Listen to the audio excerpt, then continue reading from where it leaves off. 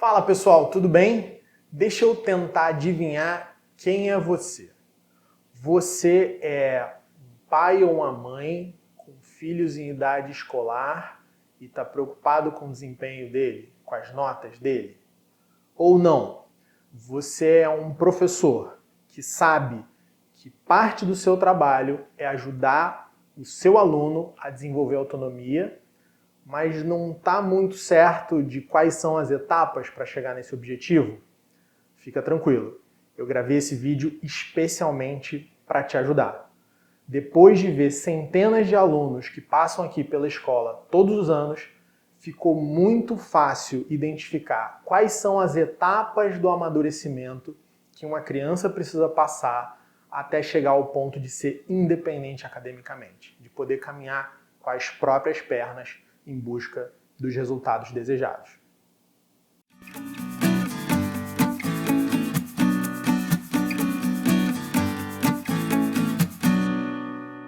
Deixa eu te fazer uma pergunta. Você já teve a sensação de fazer muito esforço para conseguir algo que você quer e não ser reconhecido e não obter o resultado que você desejava?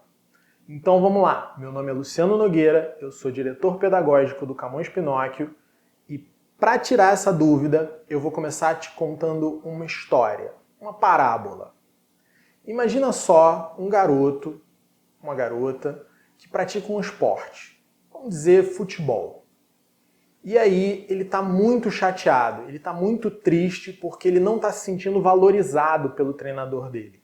Ele acha que ele treina, ele acha que ele se dedica, mas ele não consegue uma vaga no time. Aí ele chega para conversar com o pai dele e pergunta, né? Pai, o que acontece? Por que eu não consigo a vaga no time? E o pai começa a fazer uma série de perguntas para ele, de como é o treino e tal, e ele vai lá e dá as respostas mais ou menos certas, e ele fala, e ainda por cima, eu sou o único que passa 2 horas depois do treino, sozinho, treinando para melhorar. O pai fica curioso e pergunta para o filho, o que você fica fazendo essas 2 horas lá depois do treino? Ah, pai, eu fico treinando defesa de pênalti. O pai coça a cabeça, olha para o filho e fala, mas meu filho, deixa eu te explicar uma coisa. Você é lateral. Você nunca vai precisar, ou quase nunca vai precisar, defender um pênalti num jogo. Por que você não tenta treinar cruzamento? E é um pouco disso o que às vezes a gente faz, o que as crianças fazem quando estão tentando alcançar um objetivo. Óbvio que não é tão claro assim, tão gritante assim. Mas a gente acaba jogando muita energia, gastando muito das nossas forças, só em movimento, sem ter uma direção consistente. Eu já presenciei essa situação diversas vezes, tanto com alunos quanto com pessoas que trabalham aqui na escola. Às vezes a pessoa quer, ela tem vontade, ela se dedica, mas ela não está indo na direção que ela deveria. Então a gente tem que parar e refletir no seguinte. Tem gente, e isso está na nossa cultura, que acredita que o meu esforço, as minhas horas de trabalho vão agregar valor para aquilo que eu estou fazendo. Se você pensa assim, eu tenho uma má notícia para te dar. Não é o seu esforço que dá o valor do seu trabalho. Não é a quantidade de horas de trabalho que dão valor para um caderno, para uma garrafa d'água ou para um telefone celular. É sim, na verdade, o quanto de valor aqueles produtos, aqueles serviços vão agregar a quem consumir aquilo, a quem utilizar aquilo. Então, o caderno, tem gente que compra caderno porque tem gente que precisa de caderno. Ninguém compra caderno porque outra pessoa se deu ao trabalho de produzir o caderno. A gente usa telefone celular não é porque alguém inventou o celular e a gente precisa premiar o cara pelo esforço dele de ter inventado, de ter construído o celular. A gente usa telefone celular porque é prático pra gente, porque agrega valor pra gente.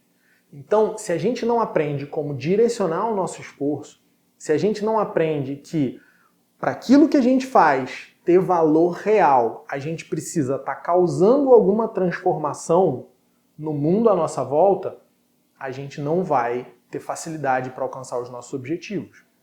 Então, essa dica serve para quem trabalha, para quem estuda, para quem faz qualquer coisa. Busque agregar valor a alguém ou a você mesmo, no caso dos seus estudos. Busque começar algo e terminar algo com qualidade. Não adianta só fazer muito, tem que fazer bem feito, tem que fazer algo que alguém valorize. Imagina o seguinte, você é aluno. O professor de matemática começou lá o capítulo de funções. Passou um dever de casa e na semana seguinte você trouxe todos os exercícios de triângulos. Não faz muito sentido, né? Então a gente tem que entender para onde a gente tem que caminhar e buscar aquele objetivo. Então antes da gente resumir esse vídeo, me responde só mais uma pergunta. Lá no início, eu consegui adivinhar quem você era? Você é um pai ou uma mãe preocupado com o desempenho do seu filho? Ou você é um professor preocupado em como desenvolver autonomia nos seus alunos? Põe aqui embaixo, escreve pai, mãe, professor. Eu quero saber quem está me assistindo para poder me comunicar melhor com você. Então, gente, para a gente fechar, 3 tópicos para ficar muito claro para a gente. Primeiro, direcione o seu esforço. Se você se depara com uma árvore cheia de fruta, qual fruta você vai querer colher primeiro? Aquela que está no galho mais baixo ou aquela que está no galho mais alto? Você pode chegar a colher todas as frutas daquela árvore, mas a gente sempre vai começar pelo galho mais baixo. Se a gente direcionar o nosso esforço, a gente vai ser mais produtivo na escola, a gente vai ser mais produtivo no nosso trabalho, a gente vai ser mais produtivo sempre. Segundo ponto, não existe atalho. Não existe uma forma de você se dar bem, tirar nota alta ou ser reconhecido por aquilo que você está fazendo, não fazendo nada ou fazendo quase nada. Você tem que se esforçar, você tem que se dedicar. E terceiro ponto, agregue valor. Faça aquilo que é esperado de você e um pouco mais. Então, para responder a pergunta do início do vídeo, se você olha para o seu filho e você vê que ele sabe direcionar o esforço dele, se você percebe que ele já entendeu de verdade que não existe hack, não existe atalho, não existe forma fácil de alcançar algo difícil, e se você percebe que ele entendeu que agregar valor é o nome do jogo, ele tem que fazer o que é esperado dele e aí algo mais, então você está num bom caminho de aumentar o nível de autonomia, de dar cada vez mais liberdade para que ele assuma as rédeas da vida acadêmica dele. Vou te dar uma notícia que talvez não te agrade. A maioria dos alunos de Fundamental 2 e até muitos de ensino médio não estão amadurecendo rápido o suficiente para chegar nesse estágio. Então eles precisam sim do nosso acompanhamento. Eu não tenho como chegar aqui e te dar uma idade. As pessoas pedem muito esses marcos de desenvolvimento da escola e de quem trabalha com educação. Ah, o desfraude é com 2 anos, a alfabetização é com 6, vai poder estudar sozinho no ensino médio. Não é bem assim. Criança se desenvolve cada um na sua velocidade. Então o desfraude pode ser um pouco antes, um pouco depois dos 2. A alfabetização pode ser aos 3, 4, 7. Né? Depende do seu filho, depende de como ele está, depende dos estímulos que ele tem, depende de uma série de coisas. A autonomia para o estudo, a mesma coisa. Tem gente, e isso pode acontecer, que vai atingir essa autonomia lá pelos 15, 16 anos. Tem gente que com 30 anos ainda não chegou lá. Então a chave é observe, acompanhe e oriente. Os pontos que eu te dei aqui hoje não são para você ir lá num checklist e falar agora eu posso largar. São para você saber em que caminho você vai apontar o seu filho, em que direção você vai incentivar ele a seguir. E isso vai fazer toda a diferença na vida acadêmica dele.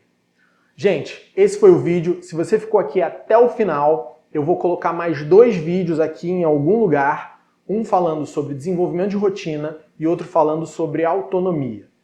Tá legal? Então, se você ficou até o final, dá o like aí, né? Valeu a pena. Se inscreve no canal, ativa as notificações e eu te vejo na próxima. Um abraço. Tchau!